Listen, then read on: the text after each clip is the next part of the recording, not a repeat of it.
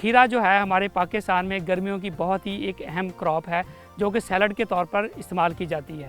और इसके साथ साथ आपने देखा कि पाकिस्तान में जो है सैलड के तौर पे इस्तेमाल होने वाली ये सब्ज़ी जो है पूरी सर्दियां भी यहाँ पे ग्रो की जाती है। इसको प्रोटेक्टेड एग्रीकल्चर के तौर पे यहाँ पे उगाया जाता है। इसमें पाकिस्तान में हमने देखा है कि जो खीरा जो है अपनी शिफायाब खसूसियत की बिना पर एक बहुत ही जो है ना इम्पोर्टेंट किरदार अदा करती है इंसान की ज़िंदगियों के अंदर। तो आज हम आपको लेके आए नौशहरा विरका की एक ऐसे फार्म पे जहाँ पे जो है ग्रीन हाउसेस के अंदर जो है जहाँ पे खीरा उगाया गया। ये वाला फार्मर जो है तकरीबन 80,000 केजी जो है इसमें से 1 एकड़ से पैदावार ले रहा है। हम आज के प्रोग्राम में आपको बताएंगे कि जो खीरा जो है इसकी कौन कौन सी न्यूट्रिशन वैल्यू होती है जिसकी बिना पर इंसानी बॉडी जो है खीरे को इस्तेमाल कर सकती है, इसको किस तरह खाया जाता है, इसकी कौन सी वैल्यू एडिशन प्रोडक्ट बनाई जाती है और इसके साथ हम आपको इसकी पैदावारी टेक्नोलॉजी के ऊपर भी हम आपके से बात करेंगे। तो आइए चलते हैं।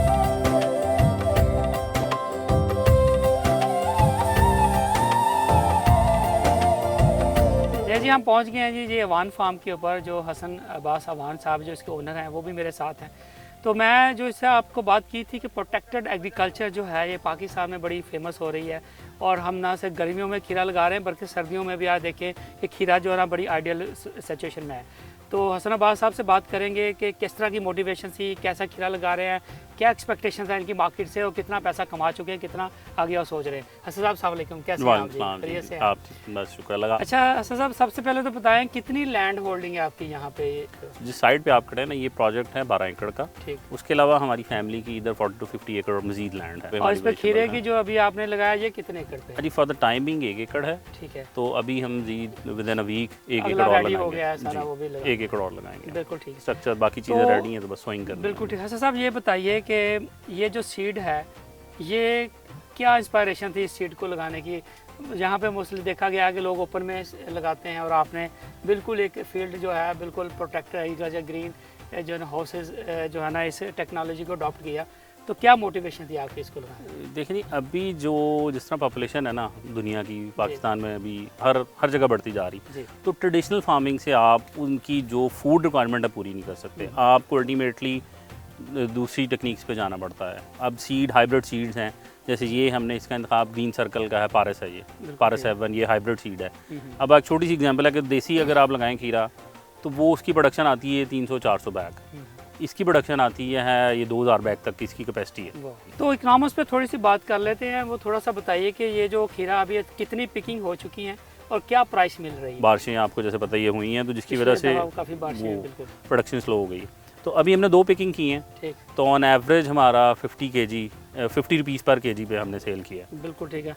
और कितनी प्रोडक्शन कितनी आ रही है सीड की? वैसे तो क्या कैपेसिटी बताई गई है इसकी, कितनी कैपेसिटी? तो जी इसकी 2000 बैग होता है और एक बैग 40 केजी तक आ जाता है। इसका मतलब 80,000 केजी जो है पर एकड़ प्रोडक्शन है। हाँ जी, इसकी कैपेसिटी है। बिल्कुल ठीक है।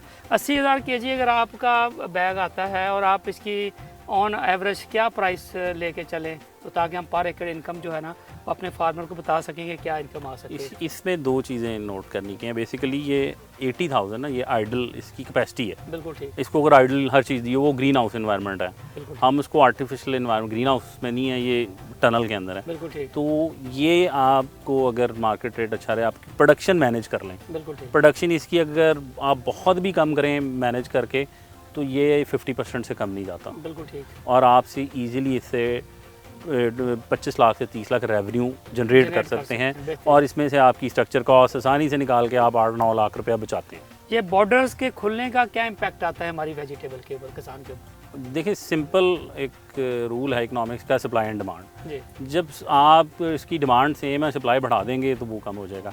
आप जैसे खीरे की मिसाल ले लें, आप जब गर्मियों में ये अफगानिस्तान से बहुत आता है, इस टाइम पे उधर बहुत हार्श इन्वायरमेंट हो जाता है तो वहाँ पे खीरा नहीं होता, तो ये लोकल आपकी प्रोडक्शन आना शुरू हो जाती है।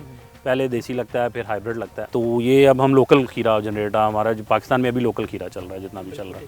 तो एज ए फार्मर हसन साहब देख रहे हैं कि जब आप मार्केट में जैसे अभी आपने कहा 50 रुपये पर केजी जा रहा था, लेकिन अभी भी बड़ी किसी कैश एंड कैरी पे जाएँ, बड़े स्टोर पे जाएँ तो 150 रुपये से पर केजी जो इसका प्राइस कम नहीं है। जी। तो ये 50 रुपये और 150 रुपये में बहुत डिफरेंस है ये वाला। जी। और फिर भी किसी भी दुकान पे भी चले जाए तो वहाँ पे भी 100 रुपये पे कम नहीं है। ऑलमोस्ट आपकी प्राइस से ये डबल है। जी ऐसे ही तो क्या फार्मर जो है इस स्ट्रेटेजी को कितना लेके सीरियस है कि कि वो अपनी खुद की जैसे 4 खीरे रखे किसी एक पैकेट में लगाया, अवान फार्म का उसके ऊपर लोगो लगे, टैग लगे, उसका ब्रांड हो और वो अपने आपके किसी बड़े स्टोर पे पड़ा हो, तो फिर आप इसी को देख के डबल तो आप इसी से कमाना शुरू कर जी बिल्कुल पॉसिबल है। किसी अच्छे कैश एंड कैरी से आपका कॉन्ट्रैक्ट हो जाए तो आप उनको अपनी ब्रांडिंग से दें तो पॉसिबल है आप अच्छा रेवेन्यू उधर से जनरेट।